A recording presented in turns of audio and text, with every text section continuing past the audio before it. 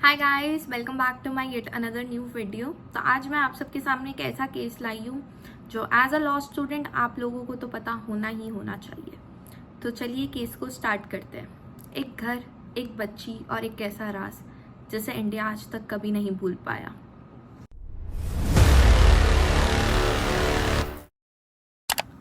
15 मई 2008 नोएडा के posh flat में सब कुछ नॉर्मल था, लेकिन एक ऐसी घटना अगले ही दिन सामने आई जिसने न केवल नोएडा को बल्कि पूरे इंडिया को हैरान कर दिया था। 14 साल की लड़की आरुषि तलवार अपने ही बेडरूम में डेड मिली। एक ऐसा राज सामने आया जिसमें किसी पर भी विश्वास नहीं किया जा सकता था। हर दिन नए ट्विस्ट आते रहे, हर दिन कुछ ना कुछ बदलता रहा। तो आज चलते हैं उसी दिन पर जब ये घटना हुई। सुबह 6 बजे का टाइम था। तलवार फैमिली का घर नोएडा सेक्टर 25 में था। आरुषि तलवार की मदर नुपुर तलवार उठी। उठते ही उन्होंने आरुषि तलवार का बेडरूम नॉक किया। अंदर से कोई जवाब नहीं आया।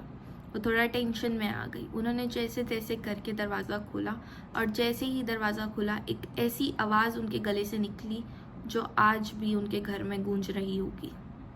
आरुषि तलवार बेड पर थी, लेकिन डेड। आरुषि तलवार का गला कटा हुआ था। सबसे पहला शक डोमेस्टिक सर्वेंट हेमराज पर गया, क्योंकि वो पिछली रात से गायब था। पुलिस ने भी मान लिया था कि ये पूरा का पूरा प्लान उनके सर्वेंट हेमराज का ही होगा। मार कर वो भी भाग गया होगा।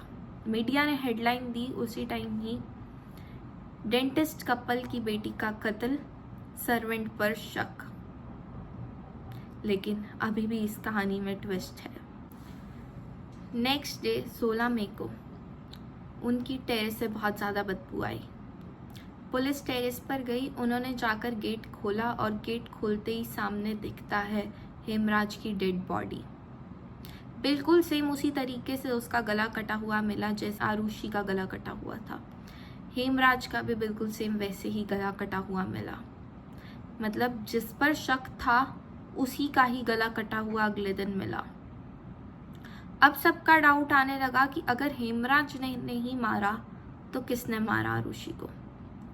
मीडिया ने अब हेडलाइन दी कि आरुषि और हेमराज को किसने मारा। नोएडा पुलिस की इन्वेस्टिगेशन में स्टार्टिंग से ही गड़बड़ थी।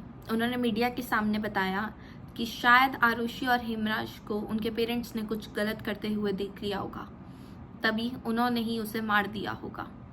मीडिया के सामने उनका बस इतना कहना था और मीडिया ने दूसरे ही पल इस न्यूज़ को आग की तरह फैला दिया, एक सेंसेशन बना दिया। मीडिया में एक ही न्यूज़ आने लग गई, respectable doctors turn into killers.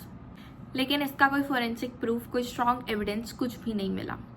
Police ने सीन ऑफ क्राइम भी अच्छे से सील नहीं किया। उनकी टेरेस पर लोग आते रहे, जाते रहे, सब फुटप्रिंट्स खराब हो गए। कुछ दिन बाद पब्लिक प्रेशर काफ़ी ज़्यादा बढ़ा। सीबीआई तक ये केस पहुंचा। पुलिस इस केस को सॉल्व नहीं कर पाई तो ये केस सीधा सीबीआई के पास पहुंचा। अब सीबीआई की 2 टीम्स इसमें अपॉइंट की गई। पहली टीम ने पेरेंट्स को ही कातिल बताया, दूसरी टीम ने आउटसाइडर को बताया कि कोई आउटसाइडर घर में घुसा और उसी ने ही आरुषि तलवार और हेमराज का कत्ल किया। लेकिन किसी के पास भी सॉलिड प्रूफ नहीं था। ना सीबीआई की टीम 1 के पास था, ना सीबीआई की टीम 2 के पास था। किसी के पास भी कोई प्रूफ नहीं था। दोनों सीबीआई टीम्स की थ्योरीज भी पुलिस इन्वेस्टिगेशन की थ्योरी से बिल्कुल मैच कर रही थी। सीबीआई 1 की थ्योरी में हमें ये देखने को मिला कि आउटसाइडर ने ही किया होगा, और सीबीआई टीम 2 की थ्योरी से हमें ये देखने को मिला कि पेरेंट्स ने कुछ गलत करते हुए उन दोनों को देख लिया होगा और कत्ल कर दिया। लेकिन अभी इसका कोई सॉलिड प्रूफ किसी के पास भी नहीं था, ना तो सीबीआई के पास, ना ही पुलिस के पास। लेकिन फिर भी ये मीडिया में बहुत ज़्यादा चलता रहा कि पेरेंट्स ही कातिल हैं उनके। अब 2008 से 2013 आ गया। ना तो पुलिस इस केस को सॉल्व कर पाया और ना ही सीबीआई। दोनों अपनी अपनी थ्योरीज ही देते रहे, लेकिन फाइनल जजमेंट किसी से नहीं दिया गया। तो ये केस सीधा पहुंचा 2013 में कोर्ट तक।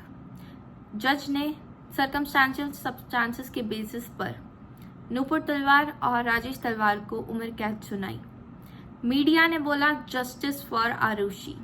सबको लगा कि आरुषि को अब उसका इंसाफ मिल गया, लेकिन कुछ लोगों ने माना कि ये सिर्फ और सिर्फ गेस पर दी गई पनिशमेंट है, अभी भी इसमें कुछ राज छुपा है। तो 2017 में फिर से उसके पेरेंट्स ने अपील फाइल किया। 2013 में उम्र कैद सुनाने के बाद वो जेल में पहुंच गए। जेल में उन्होंने डेंटल सर्विस अपनी प्रोवाइड करना स्टार्ट कर दिया जेल के कैदियों के लिए। 2013 से 2017 तक उन्होंने अपनी सर्विस प्रोवाइड करी। 2017 में उन्होंने अपनी अपील फिर से फाइल करी, लेकिन इस बार उन्होंने इलाहाबाद हाई कोर्ट में अपनी अपील फाइल करी और इस बार वो केस जीत गए और बाहर निकल गए। कोर्ट ने बताया कि सीबीआई के पास कोई सॉलिड प्रूफ नहीं था, तो हम उन्हें जेल में नहीं रख सकते। वो तो जेल से बाहर आ गए, लेकिन ये अभी भी क्वेश्चन मार्क है कि आरुषि तलवार और हेमराज को मारा तो मारा किसने, अभी तक ये सामने नहीं आया। ये केस 2017 में बंद जरूर हो गया, लेकिन आज भी इंडिया की जुबान पर एक ही क्वेश्चन है, आरुषि तलवार और हेमराज को मारा तो मारा किसने?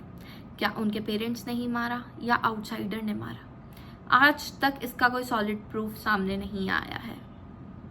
इस केस ने इंडियन जुडिशियल सिस्टम, इंडियन का मीडिया ट्रायल और पुलिस पर, सब पर बहुत बड़े सवाल खड़े कर दिए। क्या हमारी पुलिस की इन्वेस्टिगेशन ऐसी है कि एक आंसर नहीं दे पाई, इस केस को सॉल्व नहीं कर पाई, या हमारा इंडिया का सीबीआई ऐसा है जो इस केस को सॉल्व नहीं कर पाया, या हमारी मीडिया ऐसी है जो कुछ भी अफवाहें फैलाती जाएगी? आरुषि के रूम की लाइट्स बंद जरूर हो चुकी हैं, पर उनके सवाल आज भी जिंदा है। क्या कभी ये केस सामने आएगा, या ये केस नोएडा की उन गलियों में ही दफन होकर रह जाएगा? ये सिर्फ एक मर्डर नहीं था, ये एक भरोसे का कत्ल था। अगर तुम्हें भी लगता है कि इस केस में कुछ मिसिंग था तो कमेंट में ज़रूर बताना, और ऐसे ही रियल लाइफ केसेस के लिए चैनल को ज़रूर सब्सक्राइब करना। अब मिलते हैं अपने एक नए रियल लाइफ केस के साथ अगले वीडियो में। तब तक के लिए स्टे ट्यून्ड एंड सब्सक्राइब।